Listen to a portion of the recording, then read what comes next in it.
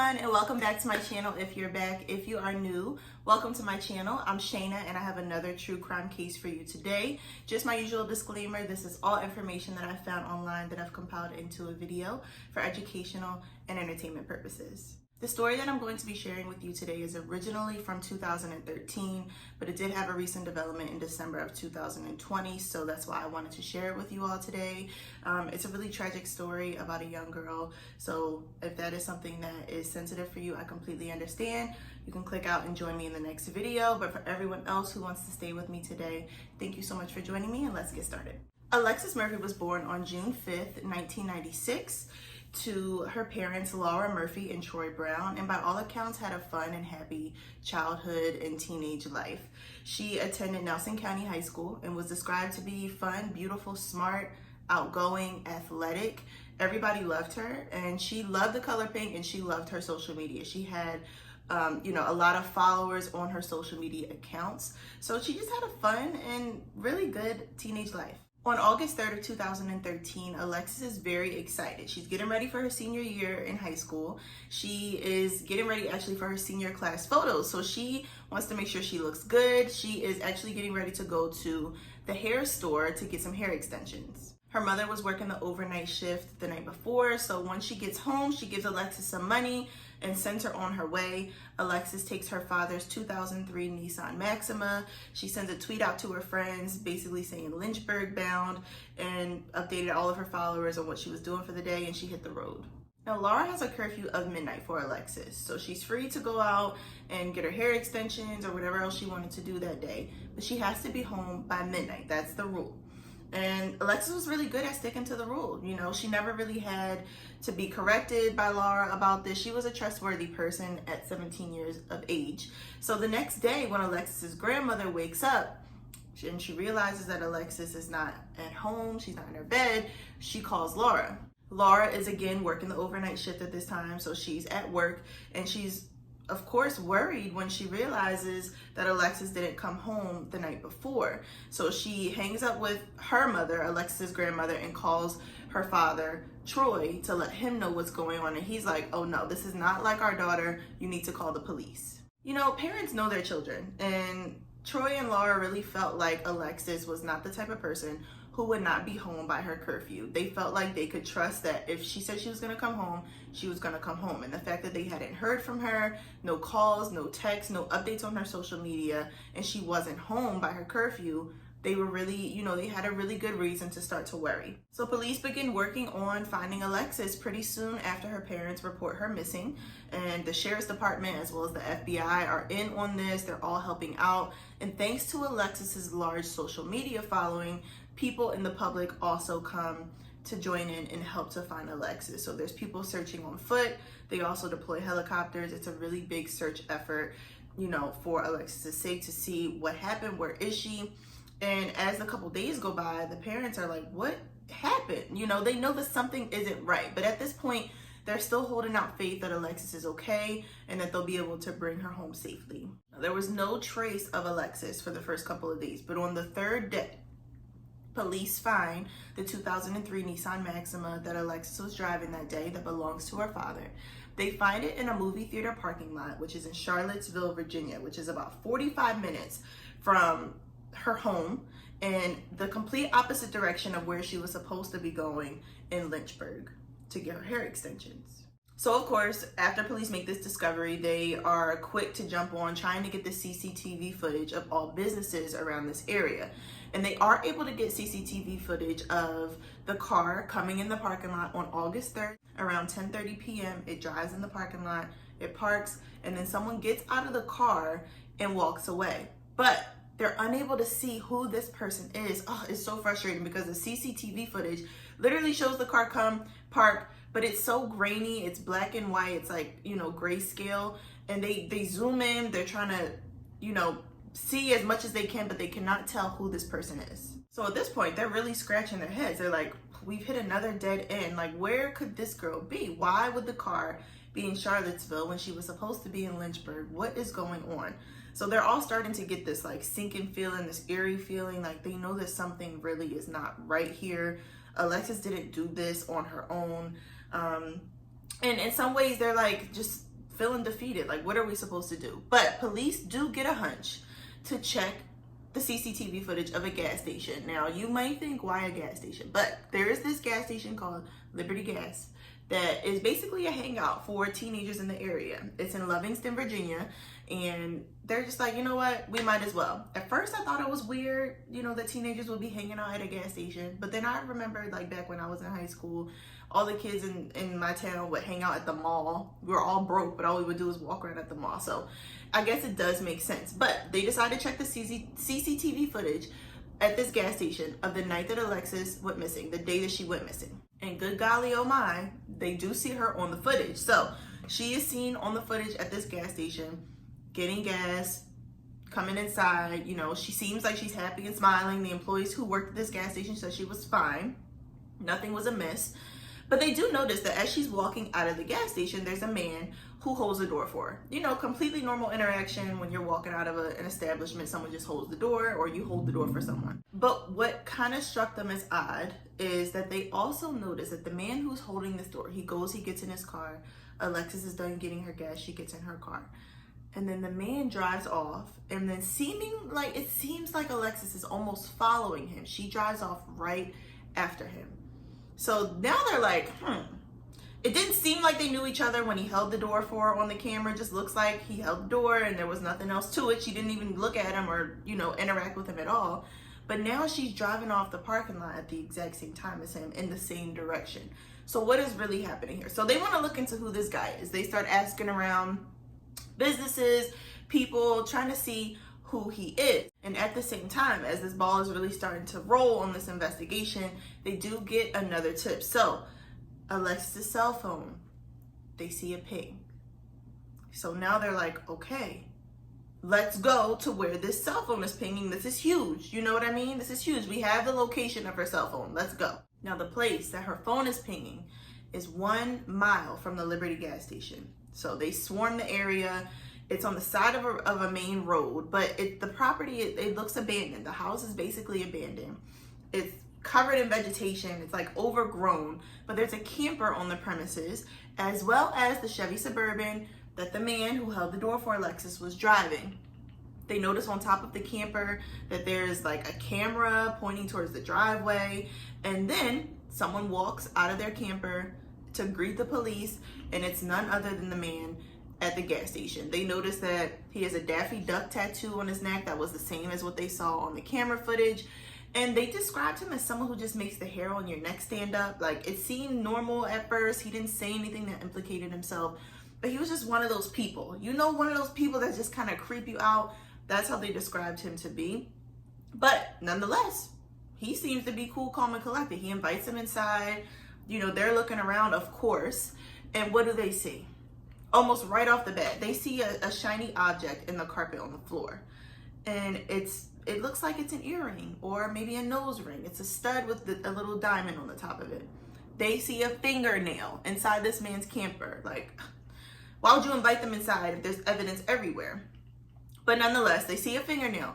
They're walking around, you know how police do, while they're having a conversation with you, but they're actually looking around. They see a long black hair on his pillow that seems to resemble that of an African-American woman. So they take all of this in for evidence.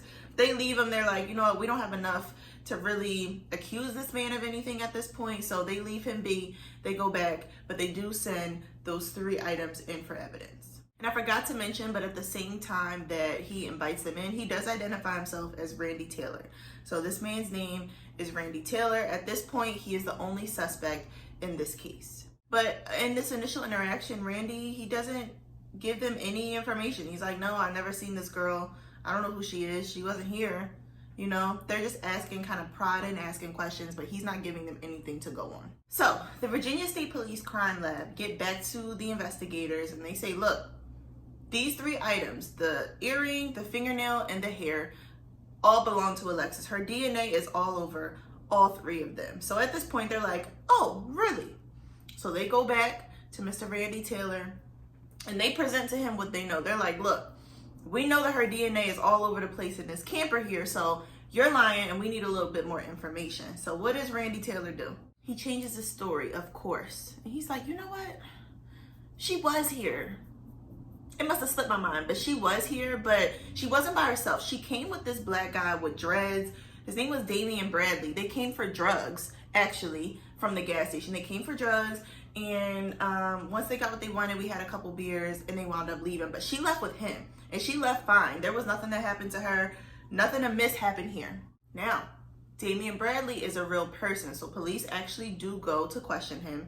And he has, he actually does know Alexis, but he has a solid alibi. He was actually in Alabama the night that Alexis went missing. So they cleared him. They basically said, look, this man is innocent, and they double back. So based simply on the fact that Randy Taylor lied to police and the simple fact that he had Alexis's DNA all over his camper, they have enough to arrest him on abduction charges, and that's exactly what they do. So police share this, this update in the investigation with Alexis's family, and they don't recognize the name, but when they see the picture, someone in her family recognizes him. So her aunt actually remembers Randy Taylor she bought a car from a used car lot, and Randy was the man who actually handed her the keys. So super eerie to recognize the person who is the only suspect in the disappearance of a family member or a loved one.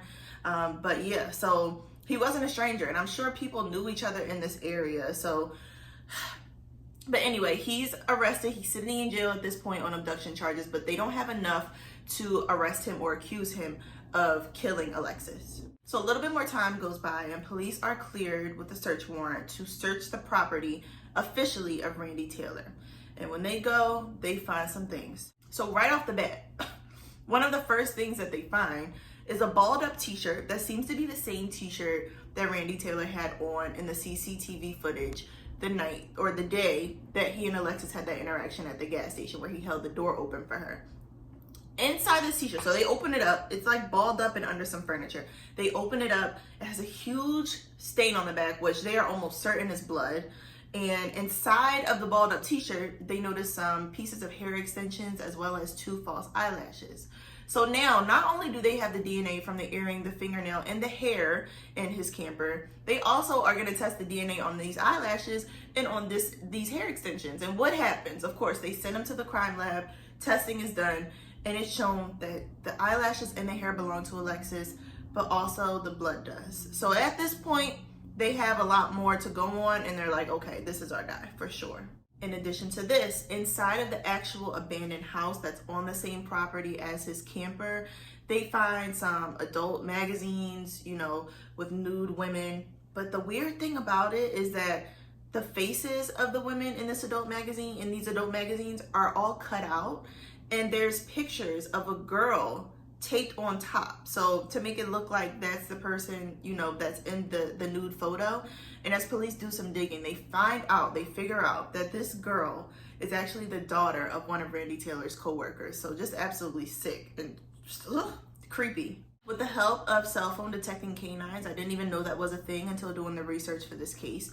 They're realizing that they can't find her cell phone, basically, but with the help of canines who can pick up, I guess, sniff out cell phones, they do find her cell phone shattered about 15 feet from the property, assuming that was his attempt at, not being tracked, but it didn't work. Now, Randy Taylor is still in custody for the abduction charges, but police know that this man probably killed Alexis, but they're concerned. It's been 5 months. They haven't been able to find a body. So they're like, do we try to convict him on murder charges? It's historically difficult to successfully convict someone of murder without a body. But given that they do have some evidence of her DNA at the crime scene on the scene of his camper, as well as her blood, they're like, actually, we're gonna go for it. And the lead detective, I think his name is Anthony, he was doing some research and he found out about a case from the 1980s, a really popular case that basically police were able to,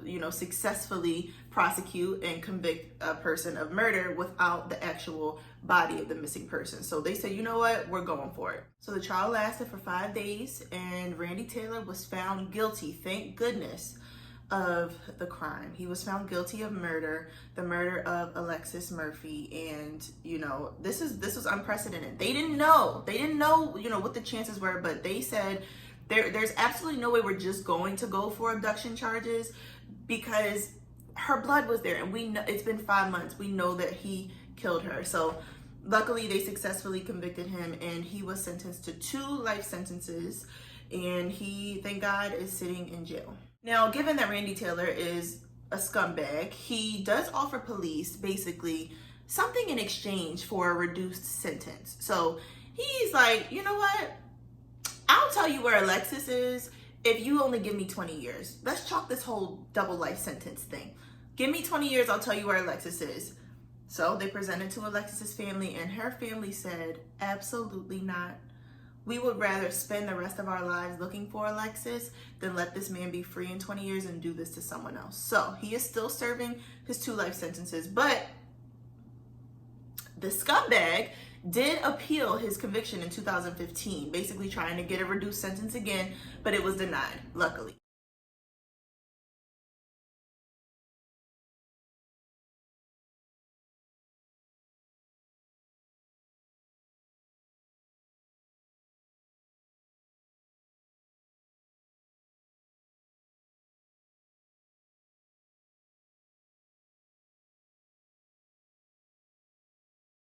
After 7 long years of searching for Alexis, who went missing in August of 2013, her remains were discovered in December of 2020 and identified in February of 2021, literally 1 month ago. So this family spent 7 long years looking for their daughter, and they finally have the closure of being able to lay her to rest. Her body was found in Livingston, Virginia, which is the same town that the Liberty gas station was found, but police were unable, or they refused, or just did not release the information of exactly where her body was. They said it was on a private property off of Route 29, but that is basically the extent of the information that they were willing to provide. They also did not, give really any information about the investigation or how they came to find her body on this property. But Alexis' family did release a statement, and I will read it to you. Our family is so grateful for the continuing love, support, and prayers for Alexis and our family over the past 7 years. While we have been grieving the loss of Alexis since 2013, we remain hopeful that she will be found alive and well. Alexis was the fashionista, athlete, and joker of our family. We were blessed to have loved her for 17 years, and her memory will continue to live on through us all. Our family would like to extend our heartfelt thanks and sincere gratitude to the citizens of Nelson County, the FBI, the Virginia State Police, the Nelson County Sheriff's Office, and all of the search and rescue teams for your commitment and unwavering support to find Alexis. You all kept the promise made in 2013 to bring Alexis home. During this time, we ask that you continue to lift our family up in prayer, and in the words of Alexis, keep hope alive. Respectfully, family of Alexis Murphy. That just gave me chills. This almost makes me emotional, and I think that doing research about these true crime cases do take a toll on you over time. It's made me a little more aware of my surroundings, which is in that part is good, but it also just it brings you down a little bit, and I'm getting emotional, please forgive me. But for something like this to happen to a teenager is absolutely tragic. So in these situations, I'm grateful for, and not to say that Alexis' family didn't protect her, because this is just a case of a sick person doing a sick thing. But I'm so glad that my parents were so protective of me. And when I was young, I never understood why my mom wouldn't let me do certain things, why she wouldn't let me go to my friends' houses or hang out at the mall with friends. But now I realize that it's because there are people in this world who exist like this. So protect those around you, protect yourself, always be aware of your surroundings, because there are people out here who do not have your best interest at heart. This is absolutely no fault of Alexis' family whatsoever. Please, I just want to make that crystal clear. This is absolutely the fault of Randy Taylor and this horrible human being who could do this to a teenage girl. So with that being said, I'm going to end this video here. I actually have to go to work today, so I'm on my way to work. Thank you so much for joining me today. If you made it this far, you are loyal. You really are, and I appreciate you. And I look forward to seeing you in the next video. Peace.